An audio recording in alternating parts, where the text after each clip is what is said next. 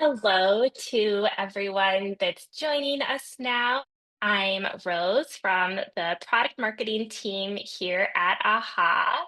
Welcome to today's tutorial on how to prioritize the right features. We're really excited to see so many of you here today for this important topic. And also big thank you to all of you that shared what you are hoping to learn today. When you signed up, this feedback has been really valuable in helping us shape what we will share with you today. I am so excited to introduce our all-star presenters for today. We have Chrissy and Max here with us. Hey guys. So Chrissy McNamara has one of our amazing product managers here at AHA. She has a decade of product management and UX experience.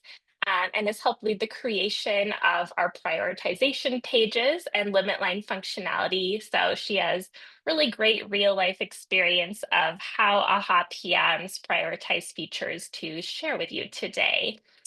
And Max Robbins is a manager on our product concierge team, where he helps guide our largest customers to get the most out of AHA software, including establishing better processes for prioritization. He might be a familiar face for some of you if you work with him directly, and he'll be guiding us through prioritization best practices today.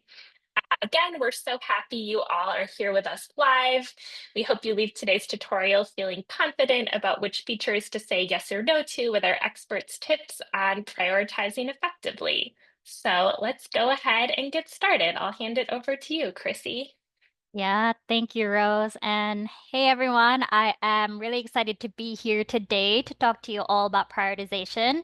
It is one of the most important and toughest parts of our jobs as PMs. Now, it starts with positive intentions. We all want to encourage product feedback and suggestions because we know that innovation thrives on fresh input. And like we do here at AHA, I think many of you may have an ideas portal you use to capture new requests. It's a really great place for your customers and teammates to have that dedicated space to share what's on their minds. But sometimes it can get tricky because we all know we can't build everything.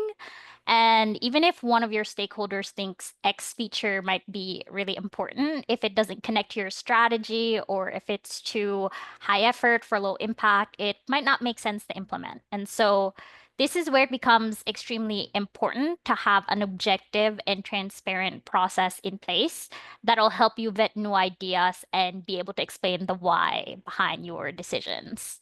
So on that note, let's run a poll here. Who is your most challenging stakeholder to align with when prioritizing features?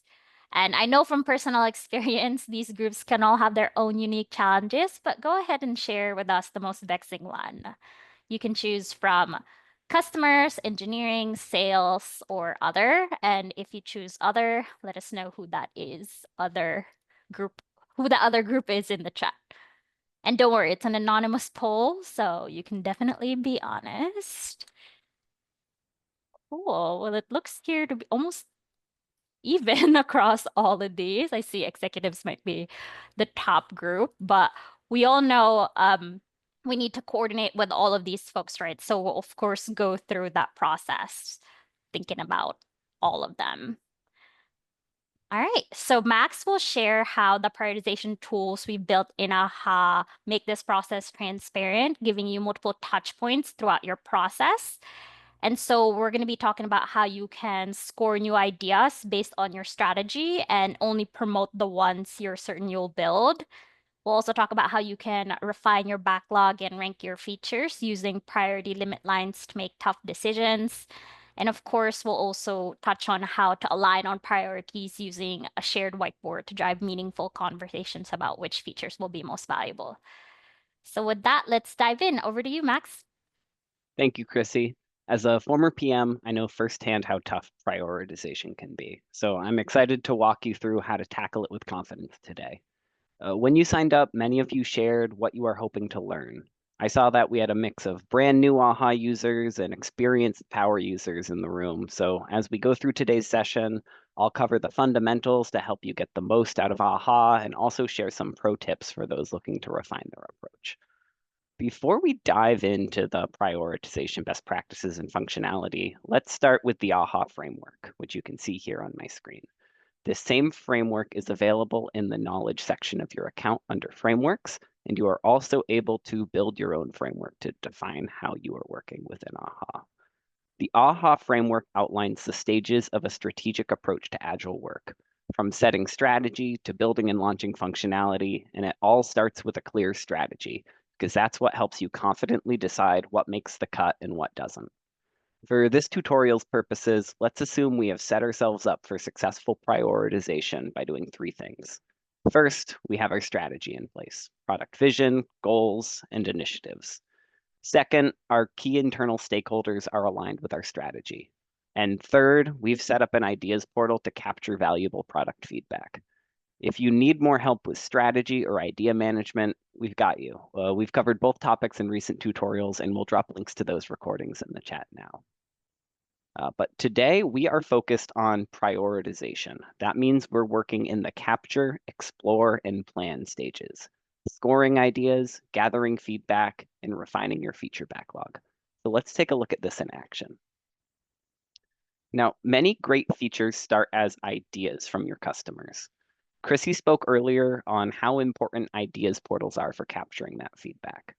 And of course, you want to vet new ideas as they flow in. This is the very beginning of the prioritization process, so let's talk about what goes into effective idea review. So I'm going to click Manage Ideas up at the top of my portal here, and this will bring me straight to our Ideas overview. This is your central hub for managing incoming feedback. Here you get a clear snapshot of idea status, new and popular ideas, and more. Now let's open a new idea that needs review, better tracking for different types of cycling. So on the scorecard, this is where we make that quick initial estimate, and the product value scorecard comes into play. This product value scorecard is an essential piece of prioritizing effectively, and there are three reasons why. It is concrete and objective. It ensures everyone assesses potential value using the same criteria. It is rooted in strategy. This helps everyone stay focused on the ideas that help you achieve your product goals. And it also works at multiple stages of your product development cycle, helping you make sure that prioritization stays structured and repeatable as new information emerges. The product value score lets you assess potential value based on 5 key factors. We have population, how many customers will this impact? The need, how important is this for those who require it? Strategy, how closely connected is this to your company and product strategy? Your confidence, what is the level of confidence in each score? And the effort, how much work will this take to build? We designed this scorecard to work for most product teams, but you can customize the weightings and the metrics involved here, or even create your own scorecard if you follow another prioritization methodology like RICE. This gives you a consistent and quantitative way to assess the value of one idea compared to another. The product value score can also follow along as this idea is promoted to a feature, so I can continue to assess the value of this work as it progresses.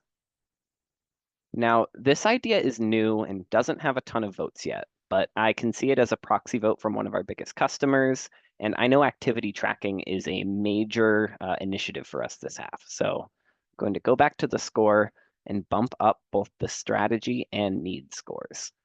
So we know less about the effort at this point, so our confidence level is lower until further investigation. I'm going to save my score and then update this idea to be marked as future consideration. When the status changes, automatic notifications will be sent to all portal users who voted for this idea. When you mark an idea as a yes, no, or future consideration, idea subscribers get updates. So you're already helping answer that inevitable, what about feature X question.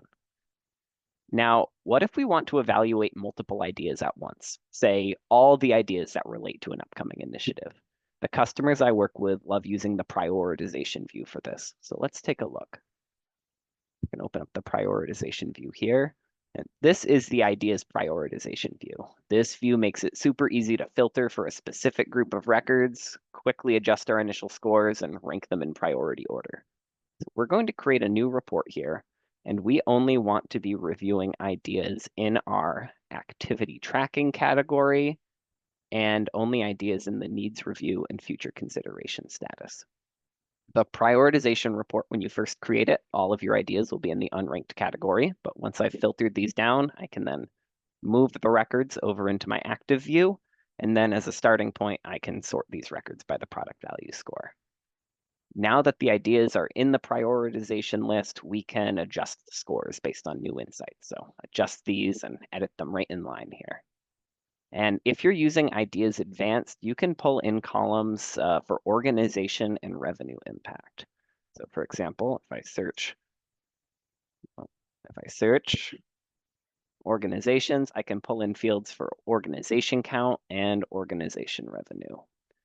This helps me see not just the votes, but how many customers and dollars are behind an idea, and answers another key question. Does this idea drive new revenue? Once you've refined the scores, it's time to align with your team. You can do this directly in the prioritization view by dragging and dropping in this view into rank order and then sharing this out as a web page with your team. We can also take the discussion to a shared whiteboard to collaborate in real time. Several of you asked about finding quick win ideas, those high impact, low effort gems. A great way to do this is by visualizing ideas on a prioritization matrix with your stakeholders.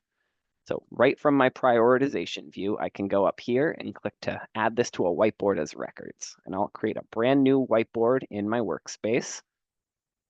And when I do this, you will see that this actually creates a whiteboard with all of the ideas in our list now tracked as a card right on that whiteboard that I can now move around.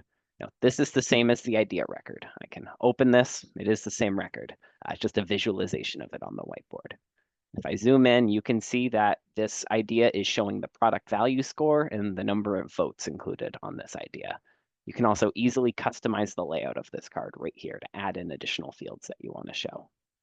So now the first step I can do is go into our template library of over 100 templates, and I can pull in our 2x2 prioritization matrix template. Drop it right in. All of our templates come with best practices to really help make sure your team can take full advantage of using this template and know how to use it. So from here, I can now invite my team into the whiteboard to come collaborate alongside with me just by coming here, generating a shared link, either inviting in my reviewer users or inviting in guests from anywhere to be able to come in and collaborate with me. And then once these guests are in the whiteboard, we can start taking these different ideas and dragging them onto the matrix, ranking them based on their value and their effort and having live discussions with this. Now, let's say as we're going through this session, someone comes up with a brand new idea that we want to track here. What we can do is we can use AHA shapes to actually create a brand new idea directly from here. Let's say someone comes up with an idea for segment tracking. I can then, from these AHA shapes, directly convert all of the AHA shapes I create into actual records. So converting this directly into an idea here. You can see now this has actually created this into a real AHA idea. So to make things even more interactive, we can start a voting session to let stakeholders weigh in on their top priorities. So to create a voting session, I can go into the voting menu here and we can start a vote. I'm going to select all of the ideas I want them to be able to vote on and then start it to let people start voting away. Team members can come in, add their votes to different ideas. I'll add my own votes as well. And then once I'm done, I can end this voting session and we can see the ideas that rate the highest here. This makes prioritization transparent and helps everyone see why certain decisions are made. So once we've identified our top ideas, we can then promote them to features. Here, I'll take my highest value, lowest effort idea and add it to my parking lot. By doing that, I will take this and I will promote this up into a new feature in my needs review parking lot. And now anyone that voted for this idea will know that we are planning on building it. The wonderful thing about this approach is that you are only turning ideas into features when you are certain about implementing them. This is huge for keeping your feature backlog manageable. So now you've seen how to score ideas individually and review multiple ideas at once in the ideas prioritization view. Promote the top ideas into features while keeping subscribers informed, and bring stakeholders into the process with a shared whiteboard and voting. Chrissy, I know people here are curious about how AHA product managers handle feature requests. Could you share some of that process? Yeah, that's a great question. Here to how we structure our process to stay both strategic and flexible. We set strategic initiatives every 6 months, and during those cycles, we do a big review of all of our related ideas. This keeps our backlog focused on work we actually plan to deliver. And of course, we are constantly getting new ideas from you all weekly, which we love, so keep them coming. We review these as they come in, so if there's something urgent or high value, we can act quickly. And like I'm sure is the case for some of you here, not all features start as customer ideas. Some come from repeated customer challenges, emerging technologies, or internal improvements. When that happens, we still create ideas and link them to features for consistency. One other pro tip I'd add here is to customize your scorecard description for clarity. And I saw this question come up in the Q&A, so I know it's relevant for at least one of you. But for example, as Max is showing here, you can define your strategy score or metric from 0 to 7. In our case, 0 means it's not related to a current initiative, and 7 means it's the number one ranked feature for an initiative, and we'll literally put that in the description. So when you hover over the information icon here, everyone can see that and stay consistent.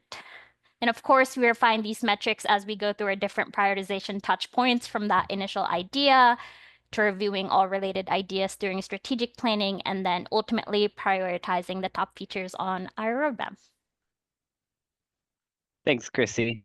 So speaking of prioritizing our top features, let's go back over to the features board. So this is where you likely spend a bulk of your time in AHA. It's where you define and manage your active releases as well as organize your backlog in the parking lot. In the product example I'm using today, the planned releases on the left show what's actively being worked on by engineering. Each column is a release, and then every card under that is a feature within a release.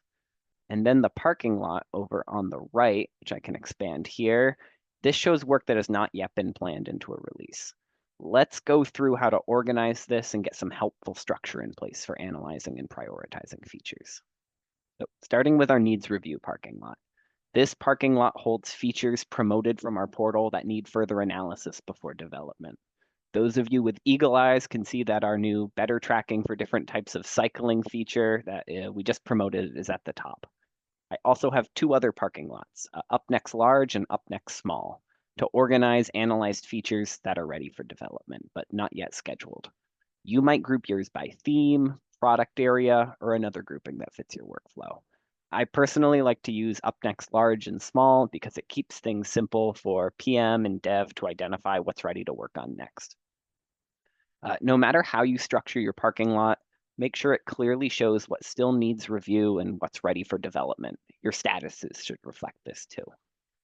We can also then easily re-rank features in a parking lot. So for example, I can re-rank this up next large parking lot based on score. Now I can easily see what work is going to drive the most value within my parking lot. So as a best practice, you always want to link new features in the backlog to the strategic initiatives they support. So let's connect our new feature for enhanced activity, our new feature here to our enhanced activity tracking initiative.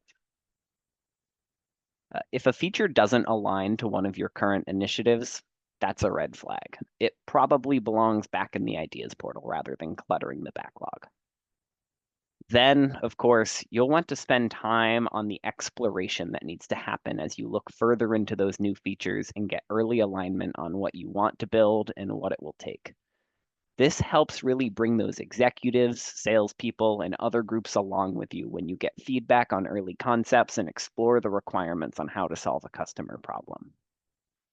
So the research tab of your feature, let me get that open here, is the best place to really link your research, writing, and whiteboards. So the whole team has all that context in one place. Creating and sharing brainstorming sessions or wireframes and whiteboards is great for this. You will also see I have customer interview notes saved here too, so they're easily accessible. You could also launch a poll asking customers if a mock-up of a new feature is going to meet their needs. So say we have researched and further defined our better tracking for different types of cycling feature. So now we can move it up into our up next small parking lot, and I can mark this as ready to develop. So we're now at a key touch point where we want to update our feature scores. We can now create another prioritized list, this time from the features prioritization view. And this will make it easy for us to start updating our scores and new learnings based around the scope and the impact versus the effort. We might review this list with engineering to update the effort score together. Similar to how we filtered our unranked ideas by the activity tracking category, we are going to filter these features based on features that are tied to our enhanced activity tracking initiative. So I can add in a filter on initiative name and filter down to our enhance activity tracking initiative. I can then move all of the unranked records over into the prioritization view, and I can re-rank these based on product value score. Then once everything's here, we can start to use priority lines to make those hard trade-offs. These are a flexible limit line that you can add and rename directly on your prioritization page. Chrissy, I know you helped build the priority limit line feature in AHA Roadmaps. So would you like to share more about how you use it and how other teams can too? Yeah, I'd be happy to. So I really loved working on this functionality because it has been so useful for our team here. Our product team here, we rely on our prioritization views for strategic planning. And early on, we realized we needed a clear cutoff for what was in or out. We typically use it as a single line in the sand for what we will or won't do, but we've also seen some customers apply multiple lines for different priority levels, like the Moscow method for must-haves, should-haves, could-haves, and will-not-haves. And with our prioritization views, we also shared these with our customer success and marketing teams during our monthly syncs. It's a really simple way to share the key features coming next. We find we still present roadmaps, of course, but we really find that these prioritization views perfect for quickly aligning internal teams on the top work that's planned. Like Max is showing here, you can bring this prioritization view into a product meeting note and review it together with the team. And it's great because it's dynamic right in this note. So you're able to click on an individual feature to dig in. It's really convenient and again, a great way to align everyone on what's coming next. So now that we've done our feature analysis, we are ready to prioritize features into releases and then share our plans. Of course, this process will be guided by other factors, such as your release cadence or new opportunities that come up.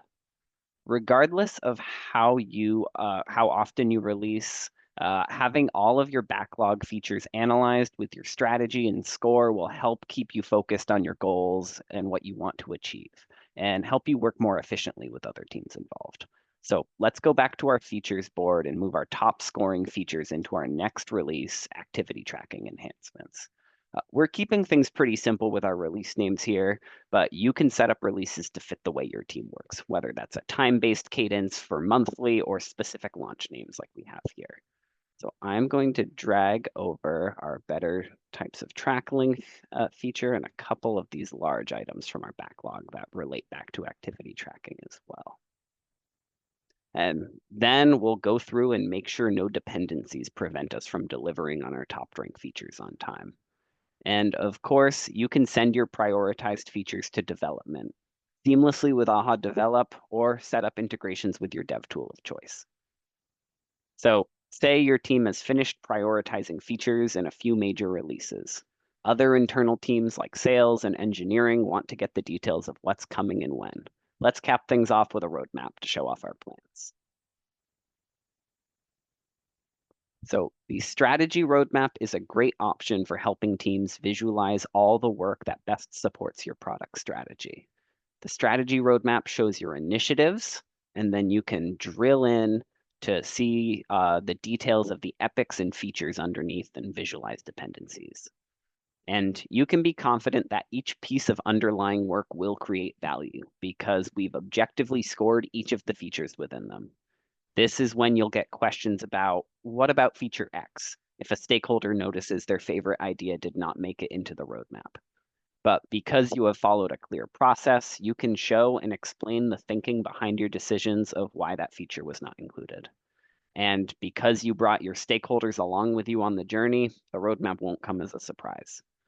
So now that you've seen the prioritization process and the touch points where you are deciding if this is the right feature to build and bringing your stakeholders into that process, you know the essential best practices of scoring new ideas, managing your backlog, and prioritizing the top features for your roadmap based on your strategy, with some additional tips on how you can further align. Chrissy, anything else to add here? You cover the key points. The best ideas do become the right features to prioritize on your roadmap. And when you involve your stakeholders at multiple points throughout the process and they can see how the roadmap ties to broader goals, that alignment happens naturally. I know I can always confidently share a roadmap like this with any stakeholder, knowing each release delivers value because every feature in it was objectively scored. And if anyone asks about a request, I can clearly explain why it was or was not included based on our strategy. This approach really gives you the confidence in your decisions and empowers you to explain the yes or no too. Thank you so much, Chrissy and Max, for your wonderful advice and walkthrough. We covered a lot there, but we do have a few minutes now for Q&A, which has been busy. Thank you all for the great questions.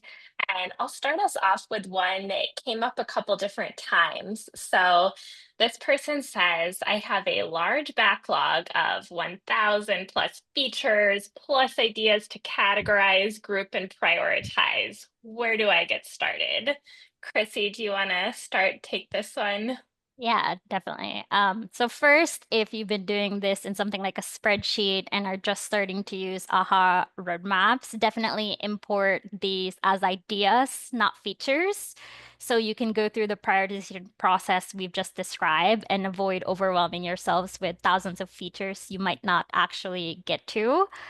One other thing to consider could be a backlog smash, which our team does fairly regularly. This is where we review lingering ideas and features and we ask ourselves, is this still relevant? And if not, we mark it as will not do just to keep things clean. You can even use the created date and sort by the oldest in our list report, for example, so to make it really easy to clean up those old records. The key here is really just to not let things hang out in the backlog forever. Yes, great advice, Chrissy. Thank you. And then Max, here's a good one for you. Could you share some best practices on using these features when you're integrated with Jira and have multiple product managers driving that dev team priority? Yeah, one recommendation I have is to really be able to actually sync these priorities over to your development team. So from these prioritization views, using this update feature rank button, I can actually publish this rank of all of the different features to a custom field on my features. Then this rank field can be integrated over with your development system, so it's really clear where the rank of all of these features are, so your development team knows the order to tackle them in. That's great. Thank you. Okay, and then a couple people also asked about, do you have like a set of questions to ask or rules to follow to better prioritize feature work or facilitate effective priority discussions? Yeah, I think the product value scorecard we were looking at earlier is a really good way to follow the rules when you're prioritizing work. It's a great tool for helping you and your team evaluate ideas and features objectively. And we mentioned it's customizable too, so you can really refine it to match your team's process. We also just published a blog post about steps product managers take so they can decide what to build next. It has some really great question prompts in there, so I definitely recommend checking it out. We'll try and share a link here in the chat for that now. Yep, I just put it in there. Okay, great. And then this one coming in hot from the live Q&A, but it's a really good question about how should I handle duplicate ideas? We recently released some important functionality around AI and merging. Do you want to take this one on, Max? I'd be happy to. So one thing you can do to help identify these duplicate ideas. So the first thing is you can merge multiple ideas together. So if you are getting duplicate ideas, you can go through, merge them all. It'll merge the votes, the comments, all the context of all of those ideas. So that's still trackable, but there's one main idea you're using to track the votes and the feedback. We also, on our ideas advanced plan, we now have an ability to flag similar ideas through AI. So a quick way to automatically tell you what might be similar, have you be able to review through that and understand. Yeah, that's great. Thank you.